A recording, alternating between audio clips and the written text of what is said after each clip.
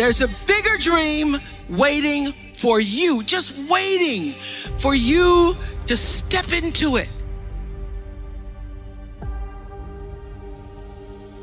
Everything you try to do is already done. So when I figured that out, oh, what I'm putting out is what's coming back.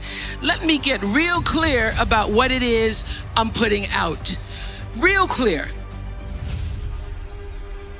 So I read a book about 1989 called Seed of the Soul. And in that book, 𝐥𝐢𝐤𝐞 talked about the laws of karma, of the laws of cause and effect, the third law of motion. And in that book, he talked about how intention, your intention is always one with the law. Meaning, before you even think about a thing, you have an intention for the thing. And that the intention is going to determine the outcome. That's why the same people can go to the same church service and somebody walk down the aisle just to be seen to put some money in the church, and somebody else who just goes and just has a little bit to offer. The intention with which you give, the intention with which you serve determines the outcome. So when I figured that out, I went, whoa. I changed everything I did on my show.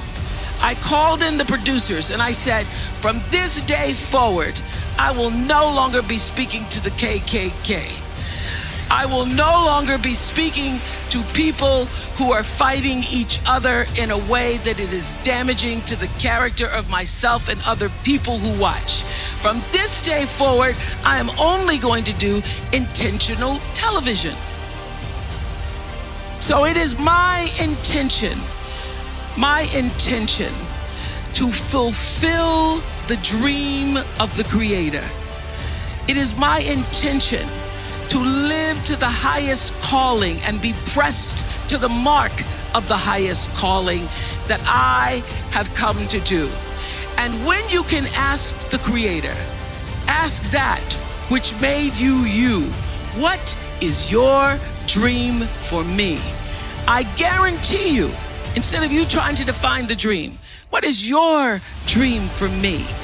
If you're able to lean into the dream that the universe and all the forces of light and love and power and grace by all the names that we call God has for you, nobody can touch you. Every single day, I would have a pre-show meeting and have the producers come in and state to me, what is your intention? How do we want to use whoever is on this show, whatever is happening on this show, to serve the audience in a way that fulfills the mission of uplifting, enlightening, encouraging, as well as entertaining. And if it doesn't do that, then I can't do it. There's a bigger dream waiting for you, just waiting for you to step into it. To step into it. Your life is big. Your life is huge. And we spend so much time wanting to be in somebody else's life. And you don't get honored, you don't get revered, you don't get celebrating wanting what somebody else has,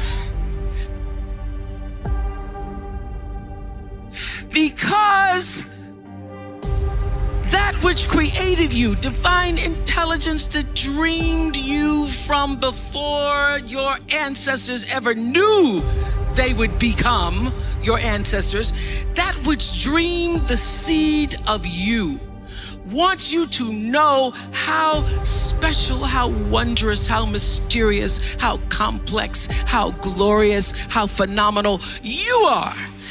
And you get no credit messing in somebody else's territory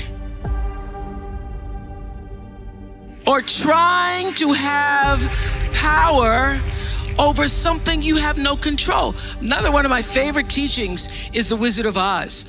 When the Wicked Witch of the West says, go away from here because you don't have any power here, you have no power in any territory other than your own. Oh, but you are the master of that. You get to be the master of your own fate. You get to be the captain of your own soul. And if you just manage that, if you just took care of your territory, oh, the glorious, glorious, glorious, wondrous, wondrous opportunities and possibilities that are waiting for you. So the question is, what are you resisting? What are you pushing against? What are you not allowing? What are you blocking because you have this idea of who and what you're supposed to be, instead of leaning into the dream that's already been created and waiting for you? It's waiting for you. And the second, it's an instant thing. It's a shift in the way you see yourself and the power from which you have come. I went through some tough times after I left the Oprah show. I made a conscious decision that when I felt I had said all that I could say and the audience had heard it, that I would move on. And that I would not spend my life regretting or trying to hold on to what used to be or hold on to what I had. So I dreamed this dream of starting a network. And in the beginning, it was a struggle. It was a struggle because honest to goodness, I did not know what I was doing. I was trying to figure it out. I thought that the Oprah show audience would follow us to OWN, and then I realized y'all didn't have cable.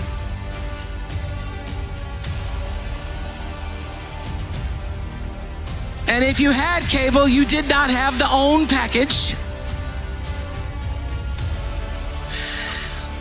So it took me a minute. And unlike most people who you get to have your mistakes in private, some don't go right in your life, you get to sulk about it in private.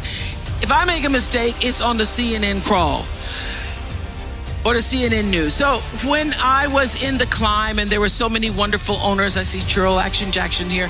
There were so many wonderful owners, people who said, oh, we're gonna stand with you. We're gonna stand by you. Thank you, Roland Martin. There were so many people who said, listen, we believe that this can happen. So I dreamed the dream along with Tyler Perry, who was my friend, who came to me and said, Tyler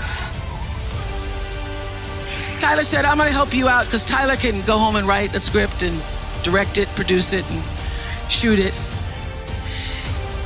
and do it for less money than anybody in Hollywood. So we started with the foundation of have and have nots.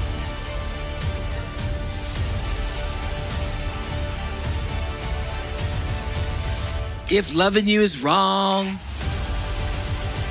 love thy neighbor, Mama Hattie.